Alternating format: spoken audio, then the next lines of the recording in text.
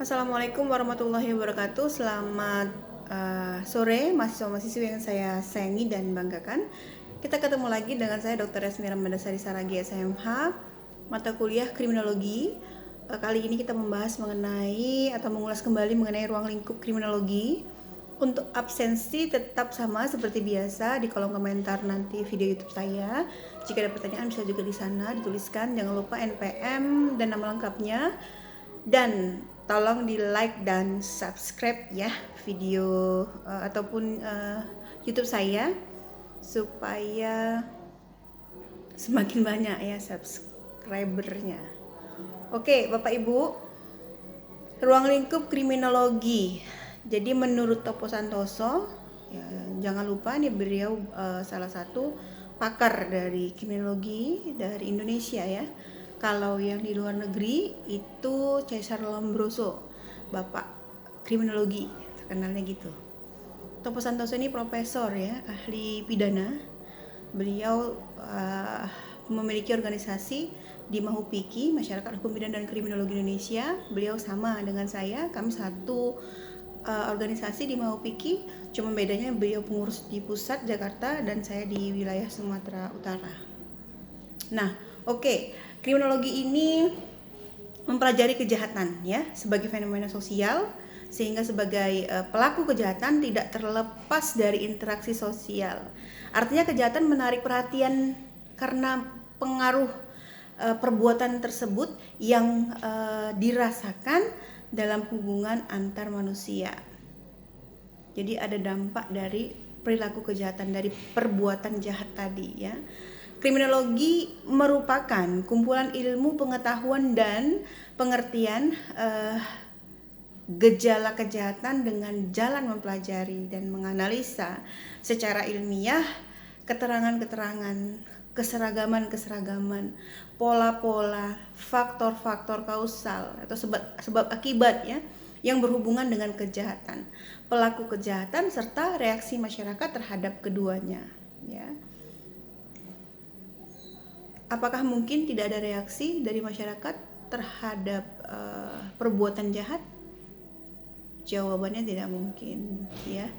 Karena perbuatan jahat yang terkait dengan pidana umum itu terkait dengan masyarakat. Ada sentuhan yang terjadi yang membuat masyarakat itu tidak senang terhadap perbuatan jahat itu. Ya, makanya dinamakan hukum publik ya, hukum publik yang memang harus dilakukan dan memang harus bersentuhan dengan masyarakat. Kemudian Topo Santoso juga mengemukakan bahwa objek studi kriminologi meliputi perbuatan yang disebut kejahatan, kemudian pelaku kejahatan, reaksi masyarakat yang ditujukan baik terhadap perbuatan maupun terhadap pelakunya ya. Jadi ketiganya ini tidak dapat dipisah-pisahkan. Suatu perbuatan baru dapat dikatakan sebagai kejahatan bila ia mendapatkan reaksi dari masyarakat. Dikatakan kejahatan ketika mendapatkan reaksi dari masyarakat. Kenapa dikatakan demikian? Artinya apa? Ketika terjadi penganiayaan misalnya di jalan umum ya, atau terjadi pencurian dengan pemberatan, terjadi jambret, terjadi begal ya di jalan umum misalnya. Kemudian apakah masyarakat tidak ada reaksi terhadap hal itu? Tentu ada. Kenapa? Masyarakat akan merasa resah dengan kejadian jambret tadi ya. Kemudian masyarakat merasa resah dengan adanya sekelompok pelaku-pelaku kejahatan yang misalnya seperti begal dan lain sebagainya, tentu ya. Jadi kalau dikatakan apakah ada reaksi dari masyarakat terhadap perilaku atau perbuatan jahat, tentu ada ya. Kemudian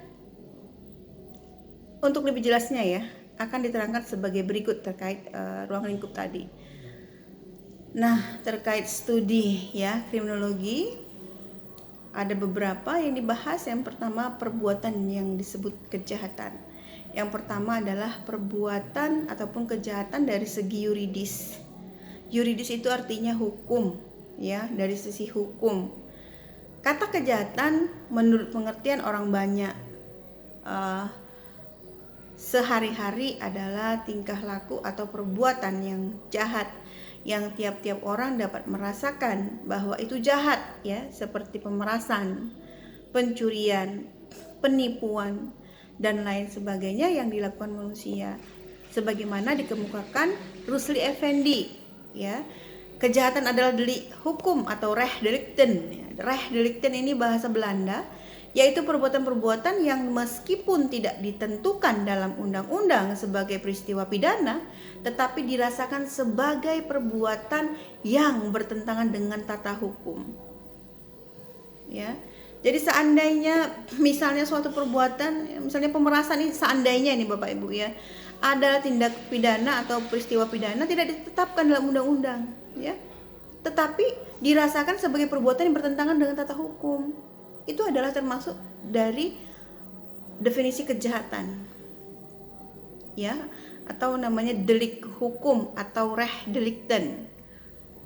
Kemudian setiap orang yang melakukan kejahatan akan diberikan sanksi pidana yang telah diatur dalam KUHP, ya, yang dinyatakan di dalamnya adalah kejahatan. Ya, jadi KUHP terdiri dari 3 buku, jangan lupa. Yang pertama, buku pertama ketentuan umum, yang kedua tentang kejahatan, yang ketiga tentang pelanggaran, ya.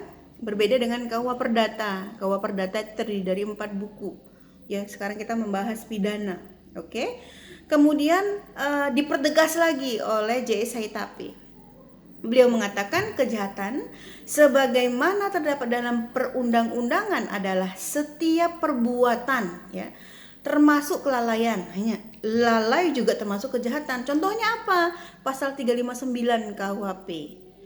Karena lalainya mengakibatkan orang lain meninggal dunia, ya. Jadi dia nyetir mobil terus dia ngebut misalnya, akibatnya dia menabrak orang, atau mungkin dia ada minum minuman keras atau lain sebagainya. Jadi karena lalainya dikatakan mengakibatkan orang lain meninggal dunia. Ini 359 KUHP, lalai, ya, ada sanksi pidananya.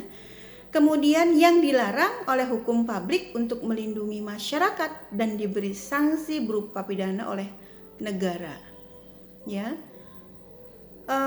Perumusan kejahatan yang dilakukan oleh para pakar pidana lainnya yaitu namanya Mulyono, ya. Pelanggaran terhadap norma hukum yang ditafsirkan atau patut ditafsirkan sebagai perbuatan yang merugikan, ya, menjengkelkan dan tidak boleh dibiarkan. Jadi artinya bukan hanya meresahkan saja, ya, yang merugikan juga bisa dipidana. Kemudian apalagi yang menjengkelkan. Jadi Bapak Ibu jangan buat jengkel, ya. Tapi tentu, ya, yang dikatakan menjengkelkan ini tentu ada unsur pidananya di sana, ya. Bukan karena menjengkel lihat orang terus dia bisa dipidana, enggak gitu, ya. Ada unsur pidananya Bapak Ibu. Kemudian menurut Edwin H. Sutherland bahwa ciri pokok dari kejahatan adalah pelaku yang dilarang oleh negara karena merupakan perbuatan yang merugikan bagi negara, dan terhadap perbuatan itu negara beraksi dengan hukum sebagai upaya pamungkas, ya. Karena sudah negara merasa dirugikan dengan perbuatan pelaku misalnya, maka harus ada sanksi hukum, ya, yang diberikan kepada si pelaku. Kemudian J.S. Haitapi menerangkan kembali, memberikan batasan pengertian kejahatan, ya, yaitu kejahatan sebagaimana terdapat dalam perundang-undangan adalah setiap perbuatan termasuk kelalaian. Ini sama tadi, ya, kelalaian juga, ya, yang dilarang oleh hukum publik untuk melindungi diberi sanksi berupa pidana oleh negara. Lalai juga termasuk Bapak Ibu, ya, hati-hati. Jadi Bapak Ibu nanti misalnya nih ngisi minyak, ya, di pom bensin. Bapak Ibu kan sudah tahu nih, kalau lagi ngisi minyak di pom bensin itu ngisi bensin gitu, ya, matikan mesin, kan? Matikan mesin mobil misalnya, matikan mesin sepeda motor gitu, ya. Intinya tidak boleh hidup nih kendaraan yang kita kendarai, harus kita matikan. Ketika sudah tahu seperti itu, tapi Bapak Ibu tetap hidupkan. Tentu mungkin, ya, yakin, ya, pasti si petugas pom bensinnya tadi, SPBU-nya tadi tentu menyuruh kita mematikan. Oke, masih bisa transaksi. Atau Bapak Ibu melakukan perbuatan lain, misalnya merokok pada saat mau ngisi bensin, atau main HP, ya. Bapak Ibu jangan salah, HP itu bisa memicu bakar, meledak. HP itu bisa memicu meledaknya gitu ya. Karena kan sangat riskan sekali. Sehingga Bapak Ibu sudah tahu itu rawan, tidak boleh, tapi Bapak Ibu kerjakan. Bapak Ibu tetap main HP ya. Kemudian Bapak Ibu merokok pada saat isi minyak tadi, di SPBU tadi, meledaklah itu. Berarti itu dianggap lalai. Ya, lalai. Kenapa Bapak itu tahu, Bapak Ibu udah tahu gitu, tapi Bapak Ibu kerjakan, berarti artinya ada lalai di sana. Ya, makanya kelalaian masuk. Kemudian dalam pengertian yuridis, membatasi kejahatan sebagai perbuatan yang telah ditetapkan oleh negara sebagai kejahatan dalam hukum pidananya dan diancam sebagai suatu sanksi.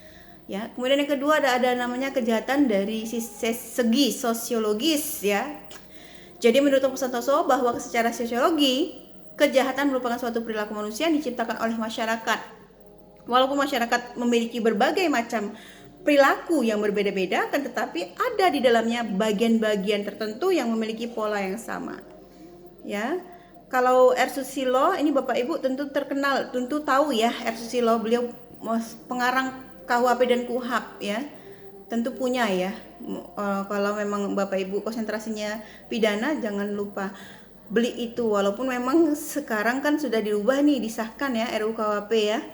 Tapi berlakunya kan 3 tahun kemudian Bapak Ibu. Jadi kita pasti pakai KUHP yang lama. Jadi R. Susilo mengatakan kejahatan dalam pengertian sosiologis meliputi segala tingkah laku manusia walaupun tidak atau bukan ditentukan dalam undang-undang, karena pada hakikatnya warga masyarakat dapat merasakan dan menafsirkan bahwa perbuatan tersebut menyerang dan merugikan masyarakat. Artinya ada kerugian yang dialami oleh masyarakat, baik secara material maupun imaterial. Jadi berdasarkan beberapa pendapat ya yang tadi saya sampaikan, dapat dari kesimpulan bahwa kejahatan pada dasarnya adalah suatu perbuatan dilarang oleh undang-undang oleh karena perbuatan yang merugikan kepentingan umum dan pelakunya dapat dikenakan pidana ya. Kemudian ada yang namanya pelaku kejahatan ya. Pelaku kejahatan ini gejala yang dirasakan kejahatan pada dasarnya terjadi dalam proses di mana ada interaksi sosial antara bagian dalam masyarakat yang mempunyai kewenangan untuk melakukan perumusan tentang kejahatan dengan pihak-pihak yang memang melakukan kejahatan. Ini dalam hasanah terminologi ya, Bapak kriminologi atau Cesar Lombroso ya, orang yang pertama yang meletakkan metode ilmiah dan mencari penjelasan tentang sebab kejahatan serta melihat dari banyak faktor ya. Kemudian ada namanya reaksi masyarakat yang ditujukan baik terhadap perbuatan maupun terhadap pelakunya. Tadi seperti yang saya sampaikan bahwa setiap kejahatan tentu akan mendapatkan reaksi dari masyarakat ya. Apalagi kalau kejahatan ini korupsi ya, yang dilakukan oleh pejabat negara. Lihat masyarakat tuh marah-marah semuanya. Kenapa? Kita nih ya, saya juga kan masyarakat ya, kita merasa tidak terima gitu ya. Kita memilih wakil rakyat kita dengan kita menggantungkan nasib negara ini di tangan mereka. Ternyata mereka malah korupsi atau menjadi koruptor. Itu kan reaksi masyarakat marah ya. Ya ini bentuk salah satu contoh bahwa kejahatan dilakukan itu menimbulkan reaksi ya dari masyarakat.